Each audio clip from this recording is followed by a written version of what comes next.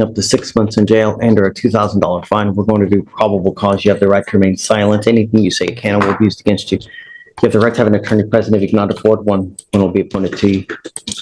2024, officers were dispatched to 11910 Chetman Drive in Harris County, Texas. The complainant, the mother of the defendant, told the officers that her 11-year-old son, the second complainant, was riding his bike down the street when he passed the defendant.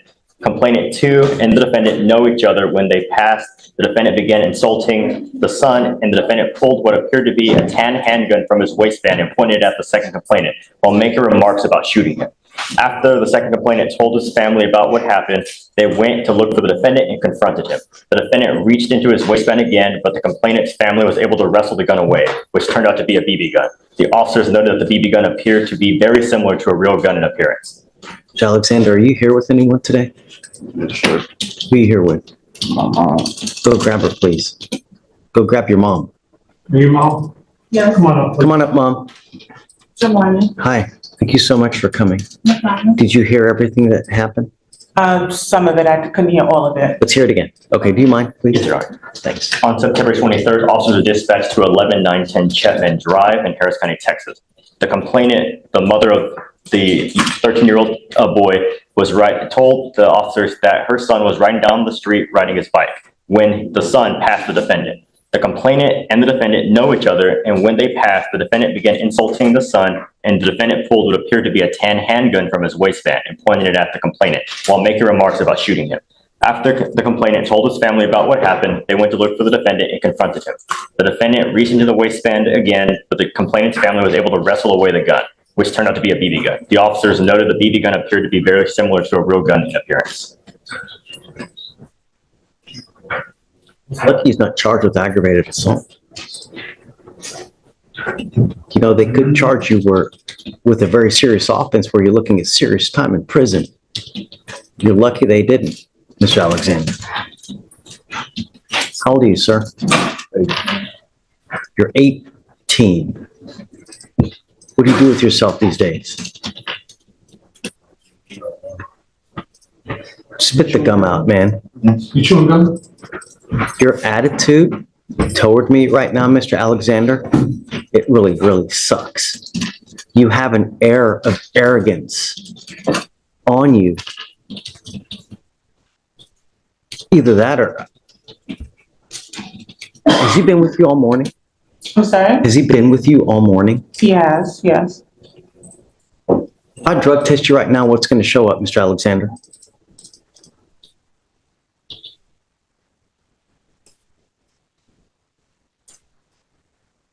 What's going to show up?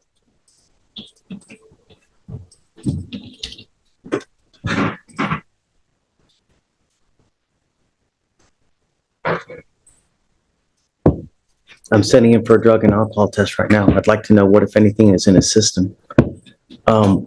We have to... I don't even know what to say, but all I know... I mean, you brought me up here, so do I have permission to speak? Absolutely. Okay, so respectfully, I would submit that these are the alleged charges. There is extenuating circumstances, and the report from the complainant is actually not accurate. That family has actually made verbal and written threats to my son, and we have proof of that. So while I understand that these sound quite egregious, it is not the whole story. I understand. And I know that there's always two sides to a story. I get it. And you will have the opportunity. But within the first 5 minutes that I've met him, his behavior towards me, his demeanor, the way he looks, just...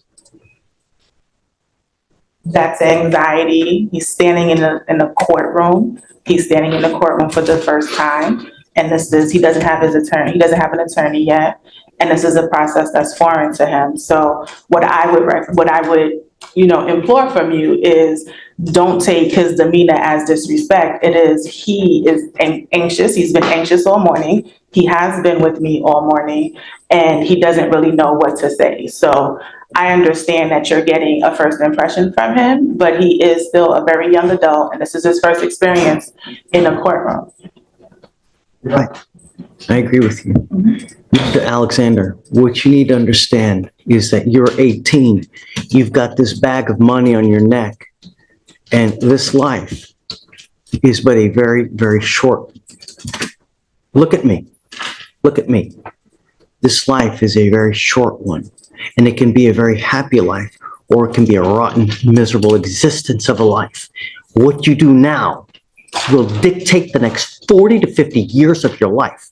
You work hard now at 18 to 20 to 30 to maybe 40, so that you're not working like a dog when you're 70 to 80, and you can actually have a life and retire.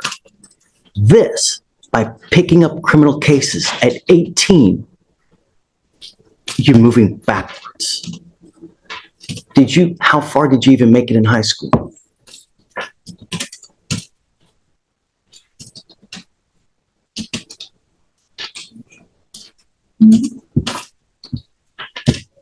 He's uncomfortable talking to you, asking me to answer. I want you to answer. I want to get to know you, Mr. Alexander. I want to know what's your, sorry? Said 11th grade, Your He said Honor. 11th grade.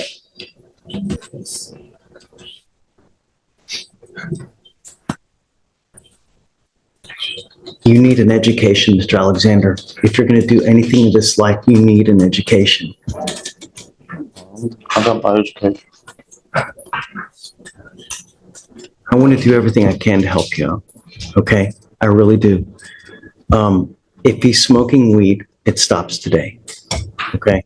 I'm going to drug test him right now because I want to know what, if anything, is in his system. If he tests positive, then I'm going to test him again in 40 days, give or take. The marijuana stops now. And I want him to get back in school. He either needs to be in school full-time or get a full-time job so that he's not running in the streets. Mr. Alexander, I am also making it a condition of your bond that you're not allowed to have any kind of weapons whatsoever for any reason. I can give you a lawyer to try to help you out as much as I can, and I will waive all your fees so you won't be responsible for any cost for anything. Thank you. All I want is him to be as productive and as good of a person as he can be. And starting out with criminal cases at 18 and to where he can't even talk to me, we need to change that. If I just make a comment about the bond conditions. Sure, of course. I've done I called the complainant's mother in this case a few days ago and kind of spoke to her about what happened. And I learned that there is a history between this family and the defendant. Back in the summer, this defendant stole a gun out of the complainant's house. He asked to enter the house under the guise that his mother had kicked him out. Went into one of the complainant's uncle's bedrooms and stole a gun. He FaceTimed the complainant's uncle a few days later, flashing the gun, telling them that he was going to come hit up the house while flashing the gun at him. They used to walk to the same bus stop. They used to come out of the same bus stop, the complainant and this defendant. The complainant is terrified of the defendant. We've asked for no contact. We've also asked for GPS monitoring because of that. They don't attend the same school, but they were stopping at the same bus stop. Now the complainant asks that his uncle walks into the school bus every day because he is so scared of the defendant. And as I think is mentioned in the PC statement, the complainant in this case is 13 years old. Was there a police report filed for that incident? There was. I have the incident number. For that one you're referring to about the gun? Yes, where the gun was stolen. What happened? They didn't follow it up. They didn't call the police. They didn't, theft of a firearm is a very serious felony.